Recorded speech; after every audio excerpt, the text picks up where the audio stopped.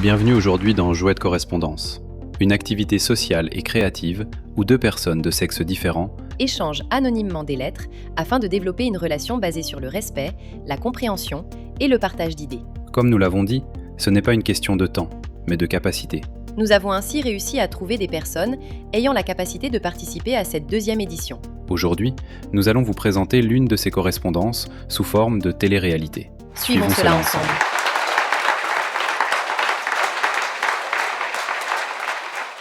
Chère Nova, permettez-moi de me présenter. Je me fais appeler Orion.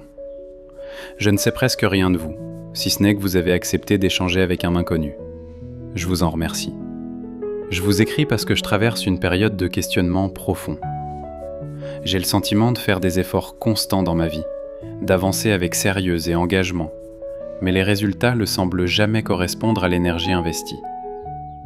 Je ne parle pas d'échec dramatique, je parle plutôt d'un décalage, comme si mes attentes et la réalité ne s'accordaient jamais complètement. Cela crée en moi une forme de fatigue morale, un doute discret mais persistant. Je me demande si je manque de vision, de patience, ou simplement de lucidité. Comment savoir si l'on doit persévérer ou réajuster sa direction? Je ne connais pas votre situation, Nova, mais peut-être que nos réflexions respectives nous permettront d'y voir plus clair. Dans l'attente de vous lire, avec respect, Orion. Cher Orion, merci pour votre lettre. Permettez-moi de me présenter à mon tour. Je signe Nova. Comme vous, je préfère pour l'instant garder une certaine distance entre mon identité réelle et mes questionnements. Votre message m'a interpellée, car je comprends ce que signifie ressentir un décalage entre l'effort fourni et les résultats obtenus. Ce sentiment peut être plus épuisant qu'un échec clair, car il laisse place au doute. Faut-il continuer ou changer de cap? Je crois que parfois, la question n'est pas seulement celle des résultats, mais celle des attentes. Nous projetons souvent une image précise de la réussite, et lorsque la réalité ne correspond pas exactement à cette image, nous avons l'impression d'avoir échoué, même si nous progressons. Il est aussi possible que le temps joue un rôle que nous sous-estimons. Certaines choses demandent plus de maturation que prévu. Je ne connais pas encore les détails de votre situation, mais je vous poserai une première question. Cherchez-vous à atteindre un objectif précis ou cherchez-vous à prouver quelque chose, à vous-même ou aux autres? Je suis curieuse de poursuivre cet échange. Peut-être que nos interrogations respectives nous aideront à mieux comprendre nos blocages. Avec considération, Nova. Chère Nova, votre question m'a profondément remué. Est-ce que je cherche un objectif ou est-ce que je cherche à prouver quelque chose?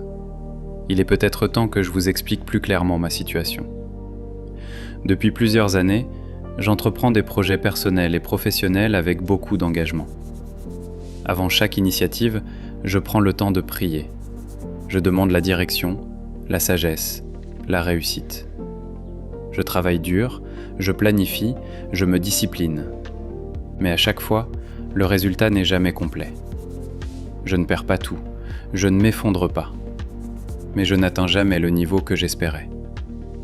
Soit le projet s'arrête juste avant de décoller, soit il fonctionne partiellement, sans jamais dépasser un certain plafond. Ce cycle commence à me fatiguer intérieurement. Je me demande si ma foi est insuffisante, ou si je confonds prière et stratégie. Parfois, je me dis que peut-être je poursuis des rêves qui ne sont pas réellement alignés avec mon appel. Je prie, mais est-ce que j'analyse assez? Je travaille, mais est-ce que je m'entoure bien? Je persévère, mais est-ce que je persévère dans la bonne direction? Je ressens une frustration silencieuse. Pas de colère contre Dieu, mais un questionnement sincère. Pourquoi tant d'efforts semblent toujours aboutir à des résultats incomplets? Je ne connais toujours pas votre histoire, Nova. Mais si vous êtes d'accord, j'aimerais aussi comprendre ce qui vous pousse à chercher des réponses. Avec honnêteté, Orion. Cher Orion, merci pour votre sincérité.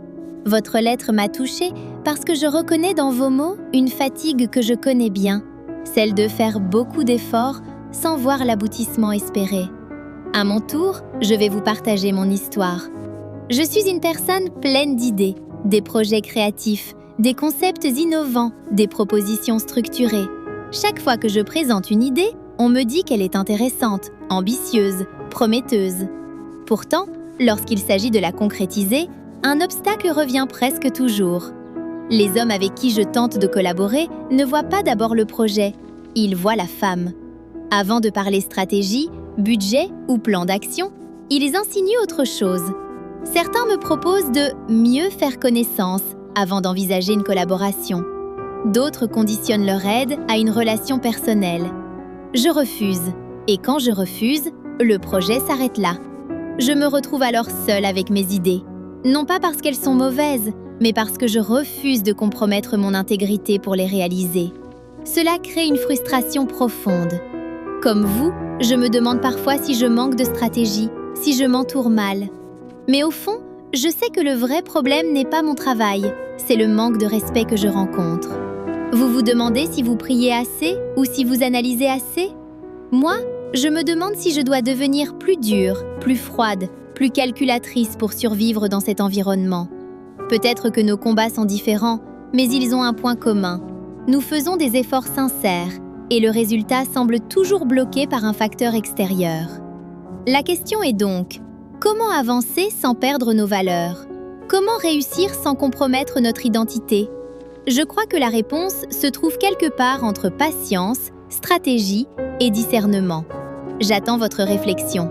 Avec détermination, Nova. Chère Nova, votre lettre m'a profondément marqué.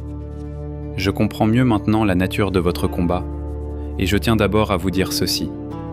Votre refus de compromettre votre intégrité n'est pas une faiblesse, c'est une force rare.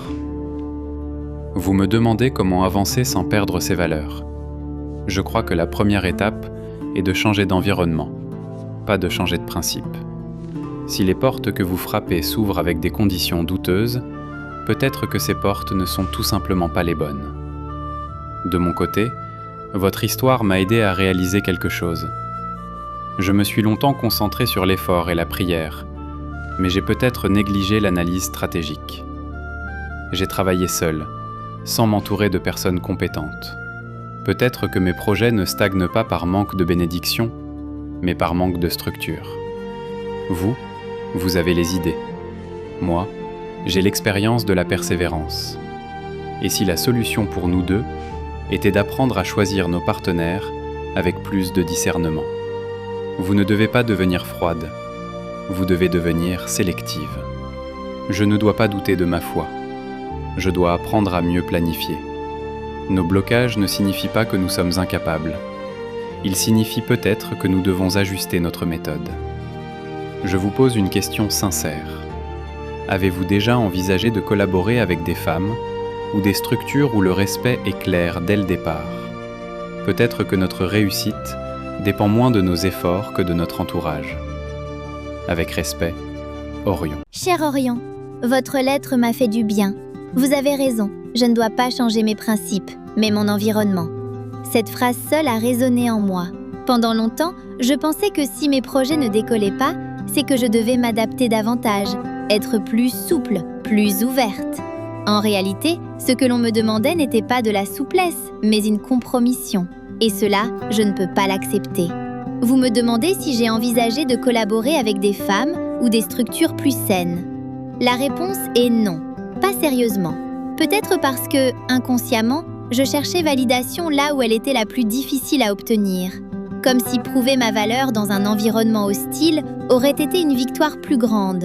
Mais vous avez aussi mis en lumière quelque chose d'important pour moi. Le choix des partenaires est stratégique, pas seulement moral. Il ne suffit pas d'avoir des idées brillantes. Il faut les confier à des personnes qui respectent la vision autant que la personne qui la porte.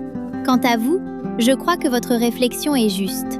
La prière est essentielle, mais elle ne remplace pas la planification. Peut-être que Dieu attend aussi que nous utilisions pleinement notre intelligence, nos ressources et nos réseaux. Je retiens 2 leçons de nos échanges. La foi sans stratégie peut conduire à la stagnation. Le talent sans discernement relationnel peut conduire à la frustration. Nous ne sommes pas bloqués, nous sommes en phase d'ajustement. Je vous encourage à analyser vos projets avec la même honnêteté que vous analysez votre cœur. Et moi, je vais commencer à chercher des collaborations fondées sur le respect et la compétence, non sur l'ambiguïté. Merci pour votre regard lucide. Avec confiance renouvelée, Nova. Chère Nova, nos échanges continuent de m'éclairer. Vous avez parlé d'ajustement. Je crois que c'est exactement cela. Nous ne sommes pas en échec, nous sommes en recalibrage. Depuis notre dernière lettre, j'ai pris du recul sur mes anciens projets. J'ai analysé mes erreurs sans me juger. J'ai remarqué un schéma. Je commençais avec enthousiasme, je priais intensément, je travaillais dur, mais je manquais souvent de plans concrets à long terme. Je comptais sur l'élan initial pour porter le projet. Cette fois, je fais différemment. J'ai commencé un nouveau projet, mais au lieu de me précipiter, j'ai construit un plan détaillé. J'ai demandé conseil à des personnes compétentes. J'ai accepté les critiques sans les prendre comme des attaques personnelles. Étrangement, je ressens déjà une différence intérieure. Moins d'impatience, moins de pression, plus de clarté. Et vous, Nova ? Avez-vous commencé à chercher un environnement plus aligné avec vos valeurs ? Avez-vous trouvé des personnes capables de voir vos idées avant de vous voir vous ? Je réalise une chose. La réussite n'est peut-être pas seulement une question de talent ou de foi, mais de maturité stratégique. Peut-être que nos premières tentatives n'étaient pas des échecs, mais des formations. Je suis curieux de savoir où vous en êtes. Avec détermination, Orion. Cher Orion, votre lettre m'a rempli d'espoir.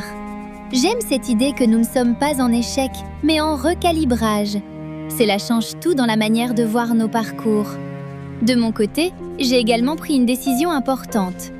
J'ai cessé de présenter mes idées à des personnes dont l'intention n'est pas claire dès le départ. J'ai commencé à rechercher des espaces plus professionnels, des réseaux structurés, des incubateurs de projets et même des groupes dirigés par des femmes entrepreneurs. La différence est frappante. Les discussions sont plus techniques, plus respectueuses. On parle stratégie, financement, plan d'exécution, pas ambiguïté personnelle. Pour la première fois, je me sens considérée pour mes compétences. Cela m'a fait comprendre que je ne manquais pas de valeur. Je frappais simplement aux mauvaises portes. Vous avez appris à planifier avec maturité. J'apprends à sélectionner avec discernement. Nous sommes tous les deux en train de comprendre que la réussite demande autant de lucidité que de passion. Je crois aussi que nos premières expériences nous ont préparés. Elles nous ont forcés à grandir intérieurement avant de grandir extérieurement. Continuez sur cette voie, Orion. La constance avec stratégie finit toujours par produire des résultats solides. Nous ne sommes plus dans la frustration. Nous sommes dans la construction.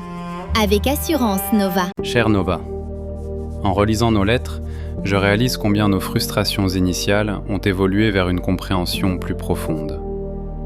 Nous avons commencé avec le doute, nous terminons avec la lucidité. Si je devais vous laisser un conseil final, ce serait celui-ci. Ne laissez jamais l'environnement définir votre valeur. Une idée brillante ne perd pas sa force parce qu'elle est rejetée par les mauvaises personnes. Elle attend simplement le bon cadre pour éclore. Vous avez compris que le respect n'est pas une faveur, c'est une condition de collaboration. Continuez à choisir vos partenaires comme on choisit des fondations solides, avec exigence. De mon côté, j'ai appris que la foi ne remplace pas la stratégie. Prier ne dispense pas de planifier. Espérer ne remplace pas l'analyse. Aujourd'hui, je ne me sens plus victime d'un manque de résultats. Je me sens responsable de ma méthode. Nos blocages n'étaient pas des malédictions, mais des leçons. Vous deviez apprendre à sélectionner, je devais apprendre à structurer. La conclusion que je tire est simple. Le succès durable naît de l'alignement entre valeurs, vision et méthode. Je vous remercie pour votre honnêteté. Cette correspondance a été un miroir pour moi. Que vos idées trouvent désormais des partenaires dignes de votre intégrité. Avec respect et détermination, Orion. Cher Orion, votre dernière lettre marque une belle évolution dans notre échange. Nous avons commencé par des frustrations silencieuses et nous terminons avec une conscience plus claire de nos responsabilités. Vous avez raison, nos obstacles n'étaient pas des signes d'incapacité, mais des invitations à grandir. Vous deviez structurer votre vision, je devais protéger la mienne. Si je devais vous laisser un dernier conseil, ce serait celui-ci. Ne mesurez plus votre réussite uniquement aux résultats visibles. Mesurez-la à la qualité de votre progression. Un projet bien construit, même lent, vaut plus qu'un succès rapide et fragile. Continuez à prier, oui, mais continuez aussi à analyser. Continuez à rêver, mais continuez aussi à planifier. L'équilibre que vous avez trouvé entre foi et stratégie sera votre véritable force. De mon côté, je retiens une leçon essentielle. Je ne dois jamais quémander le respect pour mes idées. Le bon environnement reconnaît la valeur sans condition. Et lorsque l'on apprend à choisir ses collaborations avec intelligence, la réussite devient une conséquence, non une lutte. Notre conclusion pourrait être celle-ci. La persévérance sans ajustement mène à l'épuisement. L'intégrité sans stratégie mène à l'isolement. Mais la lucidité alliée à la constance mène à la construction durable. Merci pour cet échange honnête et équilibré. Nos chemins peuvent continuer séparément, mais avec une compréhension commune. Nous sommes responsables de nos choix, de nos méthodes et de notre entourage. Que vos projets atteignent désormais la maturité que vous avez acquise intérieurement. Avec assurance et respect, Nova.